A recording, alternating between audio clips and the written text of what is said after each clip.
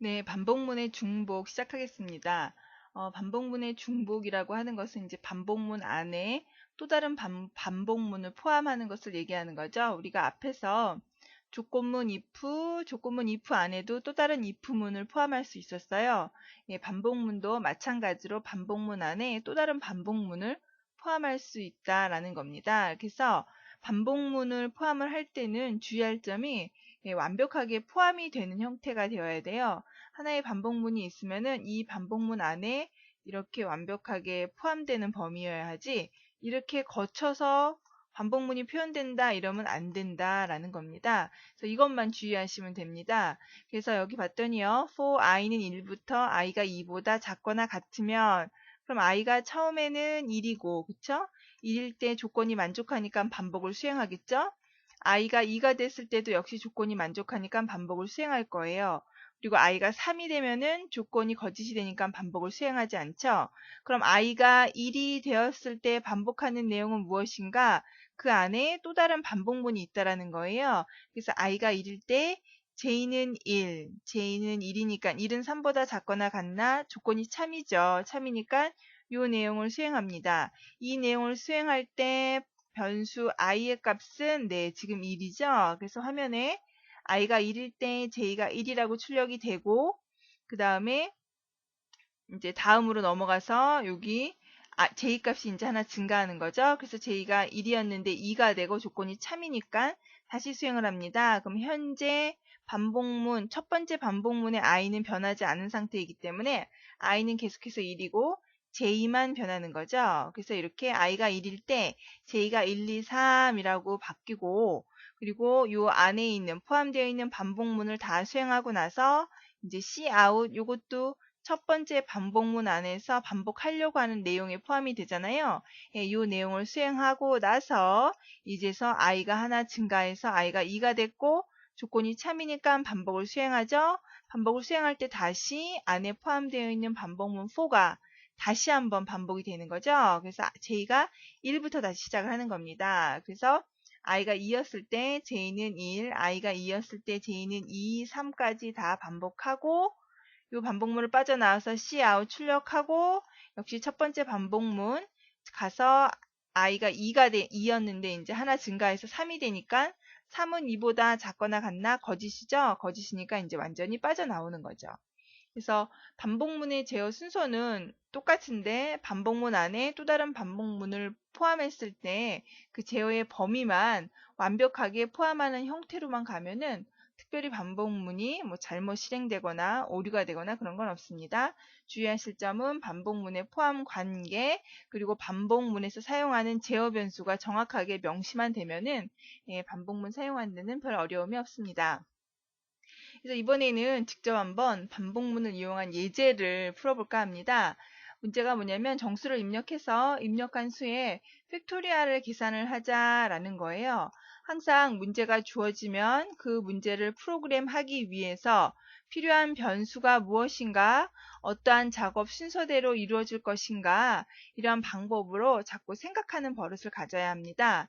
그래서 보면은요, 필요한 변수는 정수를 입력한다고 했으니까 입력한 숫자가 필요하겠죠. 내가 만약에 5를 입력했어.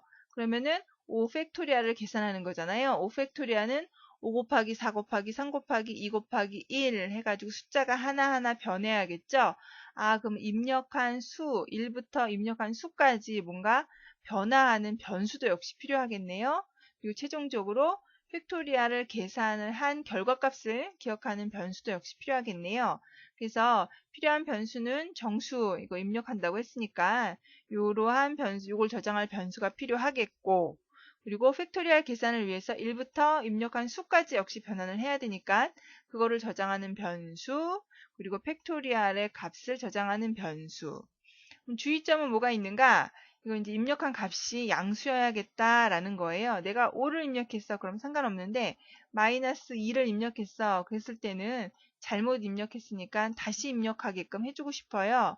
그럼 한 번은 적어도 한 번은 입력받고 입력한 값이 양수이면 팩토리얼 계산을 해주면 되는 거고, 그렇지 않으면 다시 입력받아야겠죠? 예, 언제까지? 제대로 입력했을 때까지 두 화일을 사용하면은 매우 편리할 것 같네요. 그 다음에 입력한 값을 이용을 해서 이제 반복문을 실행하면은 팩토리얼 계산 값을 우리가 알아낼 수 있겠다라는 겁니다. 그럼 이러한 프로그램을 직접 한번 어떤 순서대로 해야 할 것인가 그 순서를 적어보는 겁니다. 보통 이제 우리가 1장, 2장, 3장 이렇게 나가게 되면은 주어지는 문제가 간단해서 이렇게 막 고민하지 않고 순서대로 적는 경우도 있어요. 그런데 이거 자체 뭘 먼저 해야 될까 이렇게 딱 떠오르지 않을 때가 있어요. 그럴 때는 여러분이 이 순서를 직접 손으로 적어보시면은 좀 더 프로그램이 쉬워요. 1번 무엇 해야 될 것인가, 2번 무엇 해야 될 것인가 이렇게 순서대로 생각하는 방식도 자꾸 한번 이렇게 순서대로 정해보세요. 그래서 변수를 선언하고 그 다음에 계승 결과값을 저장할 변수 역시 선언을 해주고 얘는 곱셈을 할 거잖아요. 팩토리얼이니까 5를 입력하면 1 곱하기 2 곱하기 3 곱하기 4 곱하기 5 이렇게 해야 될 거기 때문에 누적해서 곱셈을 해야 돼요. 그래서 누적 곱셈에서는 초기화가 1로 되어야겠죠. 0이면 결과가 0이죠. 반드시 1로 해야 됩니다. 그리고 우리가 앞에서 입력한 값이 항상 양수가 되게끔 해주고 싶어요. 그래서 음수가 입력됐을 때는 항상 양수가 그러니까 다시 숫자를 입력하라고 표시를 해주고 싶어요. 그래서 플래그 변수를 사용을 했습니다. 요거는 직접 코드를 보면서 코드를 조작을 해 보면서 한번 직접 확인을 해 볼게요. 여기서 제가 지난번에 했던 것까지 이제 있는데 요거는 소스 파일을 제가 불러와서 한번 해보겠습니다. 이제 기존에 저장되어 있는 파일 이름이 13이네요. 13. 여기서 이제 팩토리얼 계산을 해서 나오는 프로그램인데 지금 다시 입력하는 요 부분을 우선 주석 처리해서 이것을 제외한 나머지 코드를 먼저 같이 한번 살펴보겠습니다. 디버그 솔루션 빌드 하고요.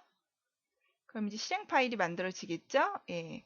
실행 파일이 만들어졌고 여기서 지금 변수 a의 값을 초기화하지 않았다고 했는데 제가 여기 주석 처리한 곳에 값을 입력하는 걸 집어넣네요. 이거 집어넣으면 안 되죠? 여기서 주석 처리를 우선은 요 부분 주석 처리하고 요 부분 주석 처리하고 플래그 값 주는 거 여기까지만 이렇게 주석 처리를 할게요. 그럼 원래 우리가 그 문제를 풀려고 했던 게 변수 선언했고요. 플래그 우선 그냥 무시하세요. 이것도 그냥 주석 처리할까요? 변수 선언했고요. 그리고 팩토리얼 계산하기 위한 변수에 1로 초기화를 했고 그리고 정수를 입력받았습니다.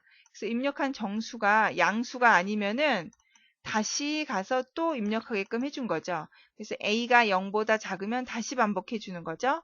그래서 양수여야지만 양수이면 조건이 거짓이니까 1로 빠져나와서 i는 1부터 a까지 r 곱하기 r 해서 r은 r 곱하기 i 해서 팩토리얼 계산을 하고 계산된 결과 r을 출력하게끔 해줬어요. 다시 솔루션 빌드하고 우선 실행을 해보겠습니다. 실행을 하면은 정수 입력 5 하게 되면 5 팩토리얼을 계산하는 거잖아요. 그러면은 1 곱하기 2 곱하기 3 곱하기 4 곱하기 5 해서 120이라는 숫자를 얻은 거죠. 내가 만약에 이번에는 음수를 입력해 볼까 합니다. 마이너스 7을 입력했어요. 그러면 조건이 참이 되니까 다시 입력하라고 메시지가 나오겠죠. 그래서 다시 정수 입력이라고 이렇게 메시지가 다시 뜹니다. 제대로 된 정수를 입력해야지만 해당 정수의 팩토리얼을 계산을 해주는 거죠. 그런데 이왕이면 여기서 정수 입력했는데 다시 또 정수 입력이라고 나오는 것보다는 숫자는 양수를 입력해야 한다라고 이렇게 친절하게 메시지를 출력하고 다시 입력하게 했으면 좋겠어요. 그랬을 때를 대비해서 이 플래그라는 변수를 사용을 한 거예요. 그래서 플래그에다가 변수를 선언해주고 처음에 yes라고 줬어요. 왜 yes라고 줬냐면 두 화일문을 수행할 때 처음에 수행할 때는 플래그의 변수가 yes래서 정수 입력이라는 메시지만 나오게 하려고 하고요.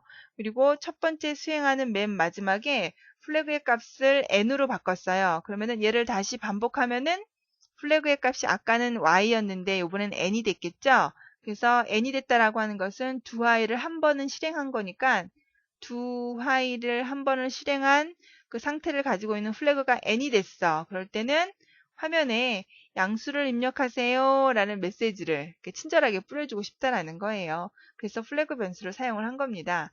그래서 한번 다시 실행을 해보면 내가 이번에는 음수를 입력했어요. 그러면 뭐라고 메시지가 나온다? 양수를 입력하세요 라고 메시지가 나오고 정수 입력이 다시 나오고 있죠. 그래서 내가 정수를 입력하면은 해당 정수에 대한 팩토리얼 계산이 수행된 결과가 나오는 걸 확인할 수 있습니다. 프로그램은 어떻게 짜나 이제 결과가 최종적으로 맞으면은 아 됐다 라고 이렇게 좋아하는데 최종적으로 이제 우리가 프로그램을 작성하는 이유가 나 혼자 사용하려고 하는 프로그램을 목적으로 하는 게 아니잖아요. 예, 다른 제3의 사용자가 사용했을 때 이 프로그램이 내가 지금 제대로 쓰고 있는가 잘못 사용했을 때는 친절하게 메시지를 뿌려주는 거.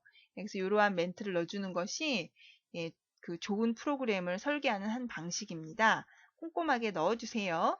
그래서 여기서 이제 화면에 정수 입력 메시지를 표시하고 변수 a에다 정수를 입력합니다. 그런데 이때 입력한 정수가 양수가 아니면 양수를 입력하세요 라는 메시지를 보여주고 싶어요. 그럼 do while은 적어도 한 번은 실행하니까 바로 첫 번째 실행을 할 때만 정수 입력이라고 나오고 그 다음부터는 항상 양수 입력을 표시해 줘야 되잖아요. 예, 그거를 나타내 주기 위해서 플래그 변수를 사용을 했고 이제 제대로 정수가 입력이 되었어. 그러면은 1부터 입력한 수까지 차례대로 곱을 구해서 변수 r에다 저장을 하고 예, r을 출력해주면 되는 거였죠. 그렇죠? 그 다음 나오는 것이 이제 코드 범위와 네임스페이스입니다. 예, 네임스페이스라고 하는 것은 우리 C++에서 제공해주는 새로운 개념이에요. 어떤 내용인지 한번 살펴보겠습니다. 우리가 이제 프로그램을 작성하다 보면은 인티저 메인하고 항상 중괄호 열고 중괄호 닫고 이렇게 하게 되면 여기서 메인 함수가 시작하고요. 여기서 메인 함수가 끝납니다. 라는 뜻이었어요. 그리고 또 하나 do while 여기서도 중괄호 열고 여기서도 중괄호 닫았죠. 예, do while의 반복문이 시작하고 반복할 내용은 여기서 끝이 납니다. 라고 이렇게 표시를 해줬죠. 네, 범위를 표시해 주는 것은 우리 중괄호로서 열고 닫고로 나타내 줍니다. 그래서 우리가 여태까지 사용했던 프로그램 코드를 보면 메인 함수의 블록 역시 범위 표시했고 반복문에서도 역시 범위 블록 표시했고요. 그래서 이러한 범위를 표시를 했을 때 그 범위가 과연 어떤 의미를 갖느냐라는 거예요. 우리 C++에서는 그 범위 내에서 선언한 내용은 그 안에서만 인식하게 하는 이러한 범위 지정해주는 영역을 인정해주는 그러한 기능을 가지고 있습니다. 그래서 지금 여기서는 범위라고 하고 제가 여기서는 블럭이라고 했는데 다 같은 말이죠. 그냥 한글로 썼느냐 영어로 썼느냐라고 하는 건데 예, 이러한 블럭을 지정해 줌으로 인해서 중괄호를 이용을 해서 블럭을 지정해 주게 되면은 그 블럭 안에서 선언한 변수의 그 영역, 내가 얼마만큼 그 영향을 미칠 수 있는가 그 범위가 나타내 준다라는 거예요. 그래서 소스 3-21이라고 했는데 우리 소스 3-21은 제가 소스를 한번 불러와 보겠습니다. 여기서 3-21이 03-15예요. 15 여기 15에 있는 내용을 보면은 좀 넓히고요. 지금 변수 a를 선언해서 현재 메인의 범위입니다 라고 표시를 해줬어요. 그랬는데 반복문을 시작했죠. 예, 반복문을 시작해서 i는 근데 여기 int라고 했죠. 이거는 뭐냐면 요 반복문 시작하는 곳에서 변수 i를 선언했어요. 그럼 이 안에서만 변수 i가 인식이 되는 거예요. 범위 바깥에 가면은 변수 i는 예, 몰라요. 그 영역이 해제됩니다. 역시 마찬가지로 여기서 지금 a라고 하는 변수를 또 선언했죠. 그러면 이 변수는 이 변수하고 별개의 기억 장소가 됩니다. 정말로 그러는가? 그걸 한번 확인해 보겠습니다. 지금 변수 a의 값을 한번 여기서 출력을 해보고 싶어요. 메인의 범위입니다. 라고 해서 a의 값을 출력하게 되면 여기서는 메인에 선언된 변수 a의 값이 100이죠? 예, 100이라고 하는 값이 출력이 될 거예요. 근데 이 안에 와서 a를 선언하고 a 값을 출력했어요. 예, 여기는 200이 출력이 됩니다. 즉, 요 A의 공간과 이 A의 공간, 기억 장소에 할당되어 있는 곳이 달라요. 그래서 요 안에서는 요 A하고 I만 지금 인식을 하고 있네요. 그럼 끝에 나와서 내가 여기서 A의 값을 출력하려고 합니다. 그러면 이때 A의 값은 네, 메인 함수의 A예요. 왜냐하면 반복문 4가 여기서 끝났기 때문에. 내가 만약에 이 바깥에서 변수 i의 값을 출력을 하고 싶어요. 그럼 i는 현재 반복문 4 안에서 선언이 되었다라고 했죠? 예, 컴파일을 한번 해보겠습니다. 솔루션 빌드하고 그 결과를 확인해 보면요. 이렇게 에러가 났습니다. 에러 더블 클릭해 보면은 여기에 i에서 에러가 났죠? 에러 메시지를 볼까요? 선언되지 않은 식별자입니다. 왜? 변수 i는 4라고 하는 범위 안에서 반복문 범위 안에서 선언이 되었거든요. 그래서 그 범위를 벗어나면은 인식하지 못해요. 즉 이 변수 i의 생존이 여기에서 시작해서 여기서 끝났어요. 그래서 여기서는 변수 i는 살아있지 않아요. 그래서 알지 못하는 겁니다. 아하, 범위에 그 생존 범위가 있구나. 그 지정된 범위 안에서만 인식이 된다라는 거 기억해 두세요. i를 지우고 이제 컴파일 제대로 됐죠? 실행해 보겠습니다. 실행하게 되면은 맨 처음에 메인의 범위입니다 라고 해서 요거 출력이 됐고요. 변수 a의 값 100이 출력된 걸 확인할 수 있어요. 그리고 이제 반복문 안에서 내용을 실행하면서 이제 실행된 값은 i의 값하고 변수 a의 값, 이 a는 반복문 4 안에서 선언한 200의 값이 매번 출력이 되는 걸 알 수 있고요. 그리고 반복문을 빠져나와서 a의 값을 출력했어요. 이때 a의 값은 네, 100이라고 출력됐죠. 메인 함수에서 선언한 변수 a다라는 거예요. 그래서 코드의 범위가 이렇게 주어진 그 블럭 안에서 영향을 미친다라는 겁니다. 그래서 여기서 우리가 앞에서 했던 그 코드를 이제 적어 놓은 거예요. 여기서 이렇게 a의 값을 출력해 달라라고 하게 되면은 이 a의 값, 요건 앞에 있는 소스하고 약간 제가 변형을 해서 적었네요. 여기서 지금 메인 함수에서 변수 a를 선언했어요. 그리고 반복문 안에 들어와서는 변수 따로 선언한 거는 인티저 i밖에 없죠. 그럼 여기서 a를 출력해 달라라고 하면은 요 메인 함수에 있는 변수 a의 값이 출력이 되는 거예요. 그래서 여기서는 에러가 없는데 반복문을 마치고 난 다음에 i의 값을 출력하면은 에러가 난다라는 겁니다. 왜? 변수 i는 범위가 여기서부터 여기까지거든. 그런데 이 변수의 범위는 여기서부터 여기까지예요. 그런데 반복문 4 안에서 변수 똑같은 이름으로 선언하지 않았죠? 그러면은 원래 정해진 이름의 변수가 그대로 사용이 됩니다. 만약에 반복문 안에서 요 위에서 선언한 변수하고 똑같은 이름의 변수가 선언이 됐어. 그러면은 현재 범위 안에서 선언한 변수가 우선순위가 높아요. 그래서 요 안에서 선언한 변수의 값이 출력이 된다라는 겁니다. 한번 우리도 그렇게 해보겠습니다. 네, 지금 여기 반복문 안에서 200을 선언을 했잖아요. 네, 이것을 주석 처리하겠습니다. 그러면 이 변수의 a는 네, 바로 얘가 되는 거예요. 이 값이 여기에 출력이 됩니다. 정말로 그러는가 확인을 해보면 예, 에러 나지 않았어요. 이게 지금 화면이 작아서 실행을 해보면 변수 a가 매번 100, 100, 100 해서 메인 함수에 선언된 변수가 출력되는 것을 알 수 있죠. 그러나 같은 이름으로 반복문 4 안에서 선언을 하게 되면은 이때 이 변수는 이 변수 안에서 선언한 변수 a로 인식이 된다라는 거예요. 그래서 역시 우리 아까 해본 것처럼 출력을 해보면은 200의 값이 매번 출력되는 것을 확인을 할 수가 있지요. 그래서 코드의 범위, 주어진 범위 안에서 선언된 변수가 우선순위가 더 높게 되는 거죠. 그리고 변수의 표현 범위는 내가 선언된 곳에서 그 범위가 끝날 때까지 영향을 미친다라는 겁니다. 그러면 우리가 지금 이제 프로그램을 작성하면서 그러면 내가 반복문 4 안에서 메인 함수에서 선언한 변수 a를 내가 사용을 하고 싶어요. 그러니까 반복문 4 안에서도 변수 a를 선언하고 그래서 내가 반복문 4 안에서의 a 반복문 4 안에서의 a와 그리고 지금 바깥에 선언해 놓은 메인 함수의 a가 있잖아요. 그러면 이 안에서 내가 선언한 A뿐만 아니라 메인 함수에서의 A도 내가 인식을 하고 싶다. 그럴 때는 어떻게 해야 되는가? 그럴 때는 네임스페이스라고 하는 개념으로 프로그램을 작성을 해야 합니다. 네임스페이스는 범위의 이름 영역이에요. 이름 영역. 그래서 다른 범위의 멤버를 참조를 할 때 해당 범위의 이름을 이용을 해서 소속을 알려주는 거예요. 이거는 메인 함수에서 선언된 변수 A이다. 이거는 반복문 for에 선언된 변수 A이다. 이렇게 알려줘야 합니다. 그래서 네임스페이스를 먼저 정의합니다. 현재 선언된 변수 A가 있어요. 그럼 이 변수가 선언된 영역을 이렇게 표시를 해주는 거예요. 그래서 네임스페이스라고 써주고 여기다 이름을 써줘요. 그러면은 요 이름이 이제 이 어떤 내용을 갖게 되는 그 집이에요. 집.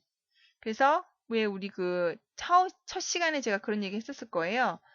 프로그램을 작성을 하는데 우리 일상생활에서 생각해 보면은 여기는 우리 집이고 여기는 내 친구네 집이에요. 그런데 내 친구 이름도 철수고 내 동생 이름도 철수고 내 친구 동생 이름도 철수였어요. 그럼 우리 집에서는 철수야 라고 하면은 내 동생 철수를 부르는 건데 내가 내 동생, 아니 내 동생이래. 내 친구 동생의 철수라고 하게 되면은 내 동생이 아닌 내 친구 동생의 철수를 부르는 거잖아요. 이렇게 앞에 내 친구의 동생의 철수 이럴 때 내 친구 동생이라고 해주는 것이 바로 네임스페이스의 개념입니다.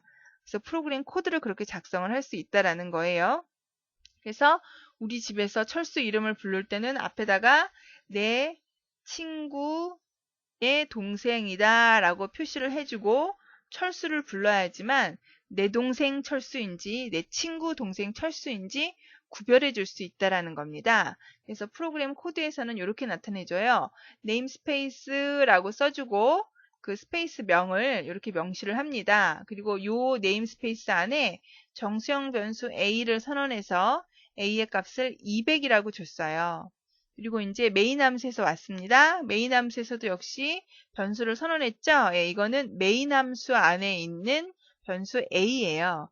근데 프로그램을 작성하다가 내가 네임스페이스 ns_1이라고 한 요 영역에서 선언한 이 변수 A를 참조하고 싶어. 그럴 땐 어떻게 하느냐? 요 네임스페이스 명을 같이 표시를 해줘야 돼요. 네임스페이스 1 써주고 되면은 여기 지금 콜론 2번 했죠? 콜론 2번은 우리 그 범위 연산자예요. 영역 연산자. 그러면 요 ns_1 안에 속해져 있는 멤버들의 목록이 나옵니다. ns_1에 포함되어 있는 멤버는 변수 a만 있잖아요. 그러면 a가 목록으로 나올 거예요. 그러면 이때 출력되는 것은 200이 출력이 되고 이때는 100이 출력이 됩니다. 왜? 이거는 네임스페이스 ns_1에 속해져 있는 변수 a이고 이거는 아무것도 안 썼죠? 그러면 내가 가지고 있는 변수 a를 알아듣는 거예요. 그래서 네임스페이스라고 하는 것은 어떠한 멤버가 항목들이 있는데 이 항목이 포함되어 있는 범위, 그 범위를 나타내 주는 거고 다른 범위 안에서 다른 범위에서 내가 다른 곳에 있는 멤버를 참조하고 싶어. 그럴 땐 이렇게 표시를 해줘야 된다라고, 이렇게 표시를 해줘야 된다라고 하는 것을 같이 기억을 해두세요. 그래서 이러한 네임스페이스를 우리가 실제 프로그램 코드 어디에서 사용을 했는가? 우리가 실제 어디에서 사용을 했냐면은요. 요 using namespace라고 썼던 내용 있죠? 이게 바로 네임스페이스를 쓴 거예요. 우리가 얘를 왜 썼냐면 cout하고 endline이라고 하는 것이 메인 함수 안에서는 선언이 되어 있지 않죠. 그런데도 우리가 그대로 쓸 수 있었습니다. 왜냐하면 cout하고 endline은 바로 요 std라고 하는 네임스페이스 안에 선언되어 있는 그 멤버들이에요. 그래서 프로그램 코드를 한번 직접 보면서 우리가 한번 해보겠습니다. 여기서 지금 소스가 지금 기존에 좀 길죠? 새로 한번 만들어 볼게요. 직접 여러분한테 보여드리면서 한번 새 항목 제가 그냥 이름을 C++ 파일 해가지고 ch03 언더바 그냥 테스트로 하겠습니다. 우리가 샵 include 썼고 iostream이라고 썼죠. 예, 이 이유는 우리가 입출력하는 내용 그 정보를 가지고 있는 곳이에요. 그리고 내가 만약에 그냥 integer main이라고 했어요. 그리고 값을 출력해 주려고 그래요. 그러면은 cout이라고 그냥 쓰게 되면 cout이 현재 메인에서 선언이 되어 있지 않죠. 그렇기 때문에 누군지 몰라요. 그래서 우리가 그냥 내가 이렇게 이제 썼어요. 역시 엔드라인도 메인 함수에서 선언이 되어 있지 않기 때문에 이 항목이 무엇인지 모릅니다. 우리 C++의 예약어는 이렇게 파란색으로 표시가 된다라고 했죠. 파란색으로 표시되지 않는 것은 반드시 미리 선언되어 있어야 돼요. 리턴도 보면은 파란색으로 바뀌어요. 그래서 파란색으로 표시되는 것은 원래 예약어니까 그 정해진 규칙대로 쓰면 돼요. 그리고 그렇지 않은 것들은 반드시 소속을 알려줘야 합니다. 그럼 메인 함수도 검정색 글씨네요. 네, 메인 함수는 좀 특별한 함수라고 그랬죠? 우리가 실행 파일을 만들 때 반드시 하나가 있어야 돼요. 그래서 얘는 자동으로 인식이 되게끔 이미 약속이 되어 있어요. 그리고 그 외 나머지는 반드시 범위를 표시를 해줘야 합니다. 그래서 컴파일을 해보게 되면은 역시 에러가 나옵니다. 뭐라고 나오냐면 cout은 선언되지 않은 식별자래요. cout이라고 하는 것은 아까 얘기한 것처럼 std라고 하는 그 네임스페이스 안에 선언이 되어 있어요. 그래서 여기다가 std 콜론 하면 이렇게 목록이 나오죠? 예, 거기에 보면은 cout이라고 하는 것이 이렇게 선언되어 있는 것을 알 수 있습니다. 그래서 우리가 많이 사용하고 있는 내용의 그 네임스페이스를 정해서 그 안에 각각의 필요한 항목들이 이미 다 그 정의되어 있어요. 그래서 우리는 그냥 가져다 쓰기만 하면 되는 거예요. 그래서 이런 식으로 스탠다드 cout이라고 써주면 돼요. 예, 밑줄 없어졌죠? 빨간색. 엔드라인도 역시 std 콜론 해서 엔드라인 가보게 되면 있죠? 네, 이 내용을 우리가 가져다 쓰는 거예요. 그래서 이렇게 표시를 해주고 컴파일을 하면은 에러가 나지 않습니다. 그쵸? 근데 우리가 입출력할 때 기본적으로 이 스탠다드 네임스페이스 안에 있는 멤버들을 다 대부분 가져다 씁니다. 자주 사용한다라는 거죠. 그래서 자주 사용하는 네임스페이스인 경우에는 이렇게 표시를 해주는 거예요. using 사용할 것입니다. 네임스페이스 std 안에 있는 멤버들을 우리가 사용을 하겠다라는 거예요. 그래서 컴파일 했을 때 예약어가 아닌 게 나왔어. 그러면은 요 스탠다드 안에 가서 찾아봐라 라는 겁니다. 그러면 요 앞에 이렇게 네임스페이스 명시해 주는 것을 생략할 수 있어요. 생략을 하고 디버그 솔루션 빌드하면 에러가 나지 않는 것을 알 수 있죠. 그래서 using namespace가 바로 그때 사용하는 거예요. 그렇다면 우리가 앞에서 이렇게 직접 정의한 이러한 네임스페이스 이것도 using namespace를 이용해서 명시할 수 있느냐? 당연히 가능하죠. 내가 여기서 네임스페이스를 하나 정해 보겠습니다. 네임 스페이스 테스트란 이름으로 하나 정의를 하겠습니다. 그래서 이 안에는 인티저 a는 100이라고 우리 아까 200이라고 했나요? 200이라고 이렇게 줬어요.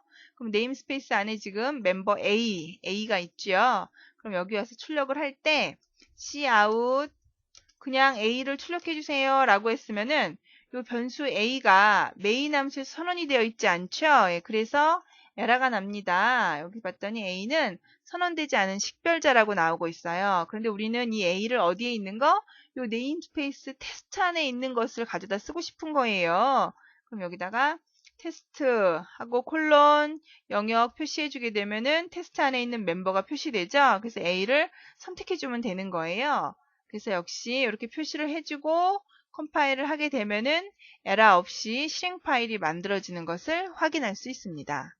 그러면은 우리가 이렇게 스탠다드라고 썼던 것처럼 테스트라고 하는 것도 명시하지 않아도 얘가 인식을 했으면 좋겠어요. 예, 똑같이 써주시면 돼요. using name space 그래서 내가 테스트라고 했어요. 그러면은 요 안에 어떠한 선언되지 않은 내 항목이 예약어도 아닌 것이 쓰였어. 그러면은 std 안에 가서 찾아보고 테스트 안에 가서도 찾아보고 해서 둘 중 한 곳에 있으면 인식을 자동으로 해줍니다. 솔루션 빌드하면 에러 없이 실행 파일 만들어지고 실행해 보면은 결과가 제대로 나오는 걸 알 수 있죠. 그쵸? 그래서 네임스페이스다라고 하는 것은 우리가 이렇게 범위를 지정을 해줘서 그 범위 안에 있는 내용은 이렇게 표시를 직접 영역 표시를 해주고 그다음에 using namespace라는 걸 쓰게 되면은 using namespace를 쓰게 되면은 명시해주지 않아도 된다는 거죠. 그래서 스탠다드라고 해서 우리가 앞에다 namespace, using namespace라고 써줌으로 인해서 여기선 그냥 해당 멤버만 써주면 됐는데 얘를 생략했을 때는 반드시 앞에 이렇게 네임스페이스 이름하고 스코프 연산자를 같이 써줘서 명시를 해야 합니다. 예, 네임스페이스는 우리 C++에서 제공해주는 새로운 개념이에요. 실습 다 일일이 해보시고 네임스페이스가 정확히 무엇인지 꼭 기억하고 넘어가세요. 예, 다음에 이제 3장 연습 문제 풀 때 만나겠습니다. 예, 수고하셨습니다. 감사합니다.